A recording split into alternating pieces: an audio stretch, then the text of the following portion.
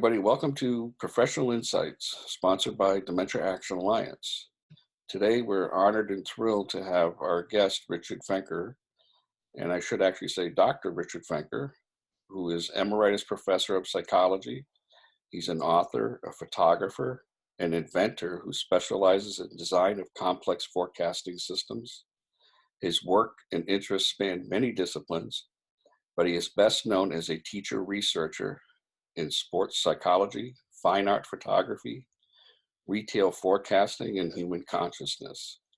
He is the author of 10 books, including Stop Studying, Start Learning, and is currently finishing a book on Alzheimer's disease titled The Long Moment. I'm really honored and thrilled to introduce Dr. Richard Fenker. How you doing, Richard? I'm great. Thank you very much, Michael. Good to talk to you today. Great. Well, I know we're going to be talking about a subject that I think a lot of folks are going to be really interested in, which is end of life. And I'd like to start it off somewhere where folks probably wouldn't think we would. And that's if you could explain the idea of the red button and where that came from, as it's obviously not a common topic in the dementia community. About 2 years ago, I wrote a book on living well with dementia. And the title was called Don't Rain on My Parade. As I finished the book, I had taken out at the last minute a chapter called The Red Button.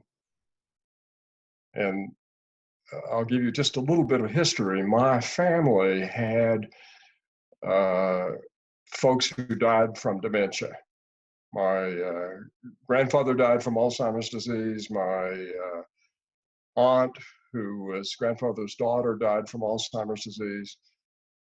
And their death and then the death of a friend here recently were all kind of complicated and not what I would call good deaths. And as I wrote the book, I realized there was a lot of complexity associated with ending the end of life for folks with dementia, and more complexity than I could handle in that book. So I left out that chapter. And since then, I've been thinking about the red button, which is the missing chapter. And, you know, the idea very briefly is that it would be nice to have a choice. And ending life with dementia, ending life in any way that involves pain and suffering or involves things that the individual doesn't want, restricts that choice. So the red button grew out of that, and it's a book about giving choice to people with dementia around the conditions associated with the end of their life. And so that was the origin of it. It's now a short book instead of just a chapter in the original book. Wow, that's really, really interesting. Let me ask you, do you think pain and suffering for someone with dementia is different than from other people? You know, I think it's a very complex question. And I attended a workshop recently put on by the hospice folks. And in the workshop, I was essentially stunned to see them describing the end of life for folks with dementia as something that did not involve pain and suffering. What I think is that there are many kinds of pain and suffering, and of course that depends on the individual. And we're used to thinking about the common physical kinds of pain and suffering. You know, I have cancer, I'm in the ending stages, I need morphine to reduce the pain. That kind of pain and suffering we understand.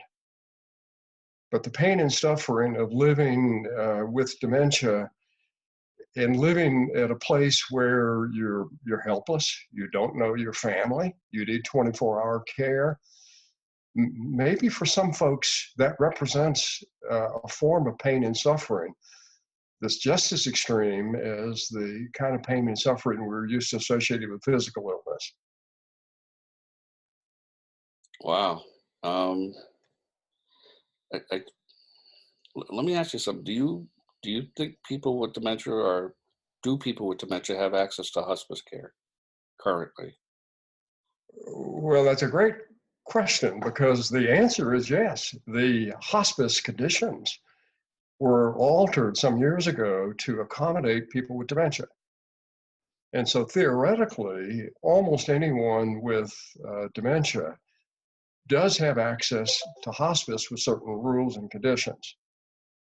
Problem is, if you look at the statistics, less than 10% of people with dementia actually receive hospice.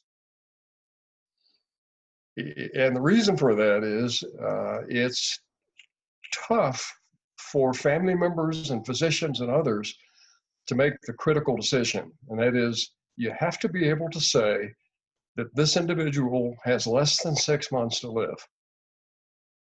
And therefore, we're willing to commit to starting hospice, to removing many of the kinds of caregiving techniques that might involve medical help, just to let them die in the most comfortable way possible.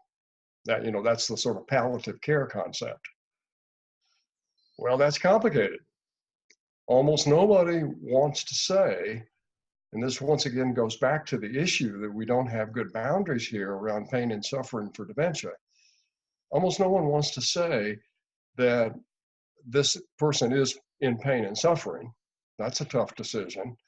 And then secondly, because they're not mentally competent or not judged to be so and can't make the decision themselves, a caregiver, a physician, they don't want to say they only have 6 months to live. That's a tough medical call, and it's an almost impossible psychological call. So for that reason, 90% of the people who could have access to hospice with dementia don't get it right That's a scary statistic, and that's really an interesting point. Let me ask you, how much choice should we have around when and how we die as a person, myself living with dementia? now. Well, that's a great question. And one of the things I've been doing as I wrote the book is talking to people and visiting with people who are in different stages of dementia, and then also the caregivers. And the extremes there are absolutely complete. One set of folks thinks that choice is the most important thing. And in fact, I have a friend here in my little town called Galisteo who about a year ago committed suicide. And from the perspective of a person with dementia, he had Alzheimer's disease. He was very healthy. You'd have a hard time telling he had Alzheimer's disease. But he could see down the road that he was going to lose control, and he wasn't willing to do that. So he wanted to control his choice, and that was very, very important to him. On the other hand, there are lots of folks, and sometimes these are tied to a religion, sometimes not. There are lots of folks who feel like they don't have a choice. Life is not a decision they should make. God should make that decision, or that decision should occur in some other natural way. And even when they've been clinging to life for a lot of years, basically not being much a part of the world, many people feel like that's okay. The hospice folks kind of shocked me when I asked them about end of life for people with dementia, because from their perspective, the symptoms, the things we associate with dementia at the end of life, are not considered pain and suffering for them. They basically said, and this was an answer to my question to the whole group that was assembled. They said, these people are quiet, they're docile. That's not pain and suffering. Wow.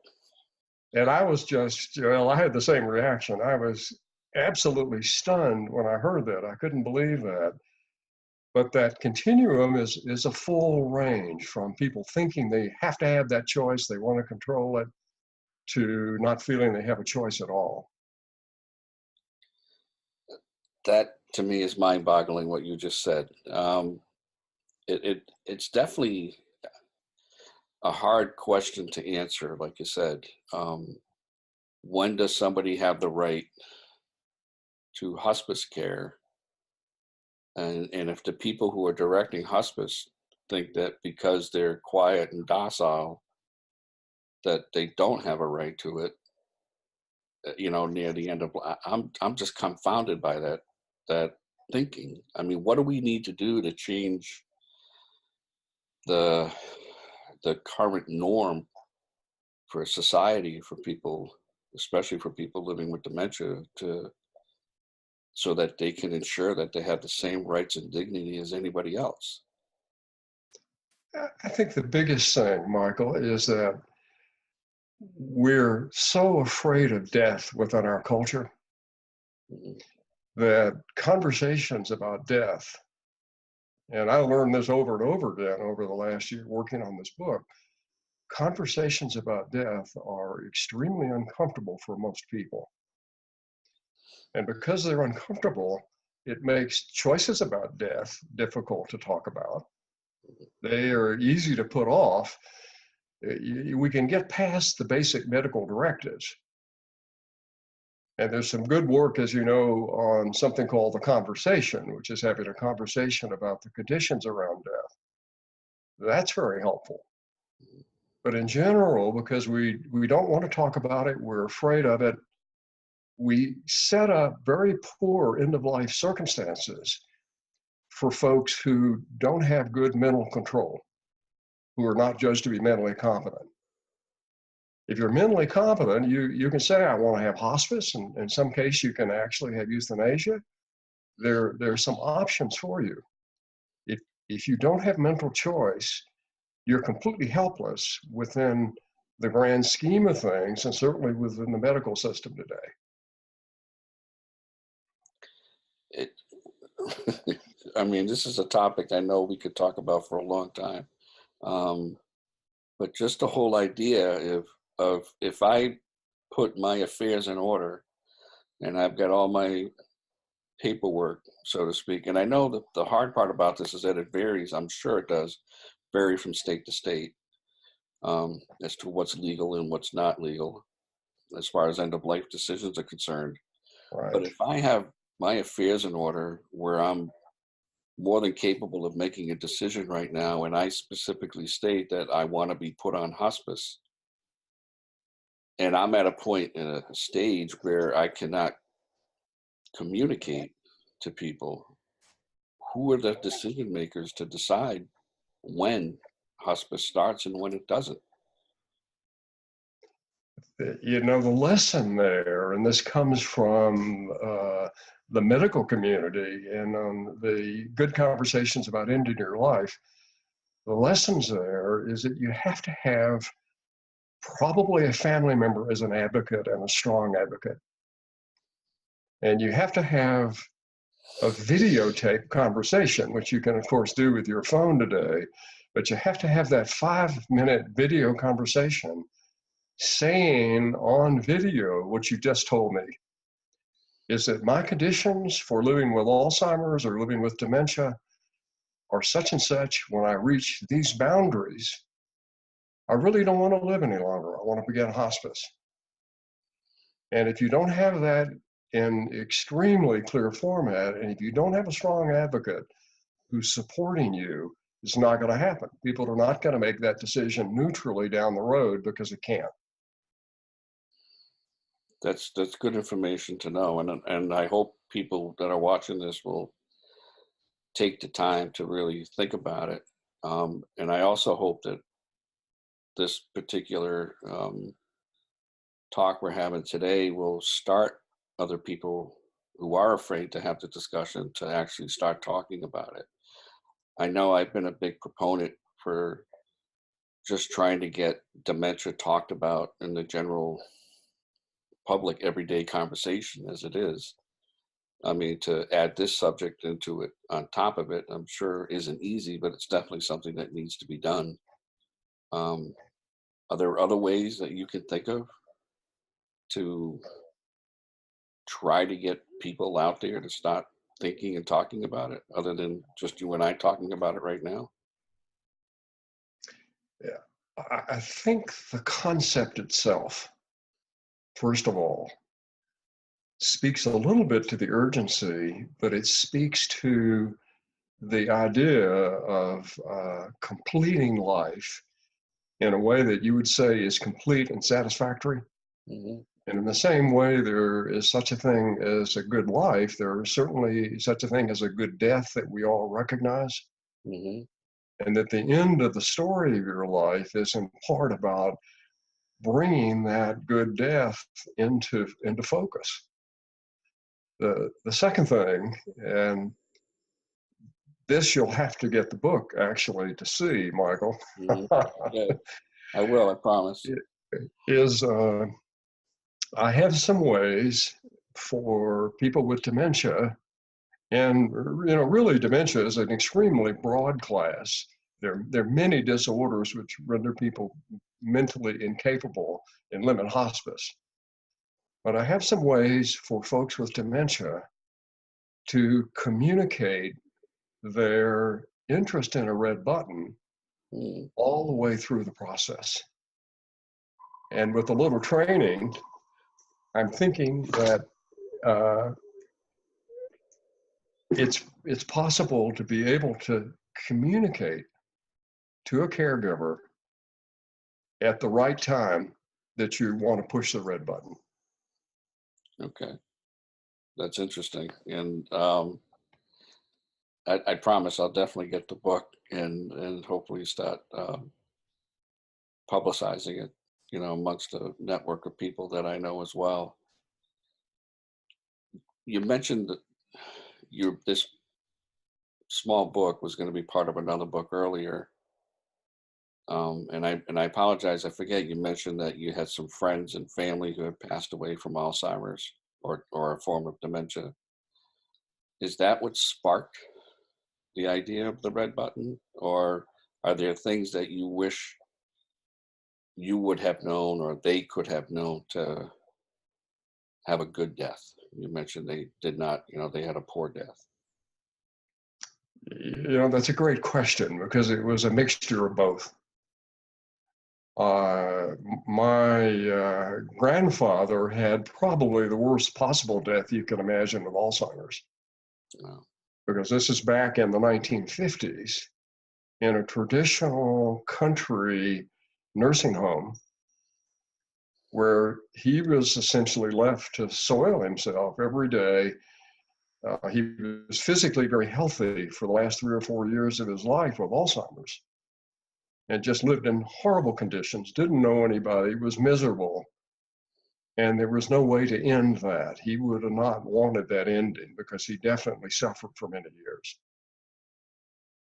In my case, I just listened to the things that people tell me. Uh, the universe has been instructing me to write these books for a long time. Mhm. And it told me when I finished the last book, Don't Rain on My Parade, that I wasn't finished, that I had to do something to close this last chapter because it was an important piece that was missing. Well, we're personally honored and thrilled and glad that you did, because obviously you are helping to try to change the narrative about this subject.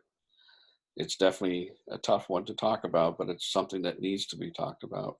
Um, and especially while the person who's living with disease is capable of communicating in a way that should not be interpreted as anything other than this is how I want things to be, at end of life. So believe it or not, we're just about out of time already, and I cannot thank you enough for taking the time out of your day to talk with me. Um, I really am looking forward to having this podcast air, which we hope will be sometime in the next month or so. And if possible, when we do air it, we always have a discussion afterwards. And we would love to invite you to be part of that discussion with people who are going to be joining the live portion of Dementia Discussions. So, with that, again, thank you, Richard. We appreciate your time, and I definitely think this is something that needs to be talked about again in a future time. So, thank you for your time, sir.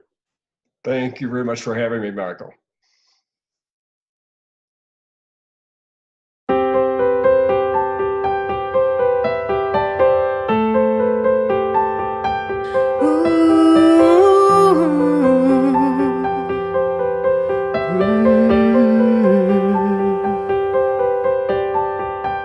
We're living beyond dementia, connecting our lives to help us survive. So we live our time to the fullest we can.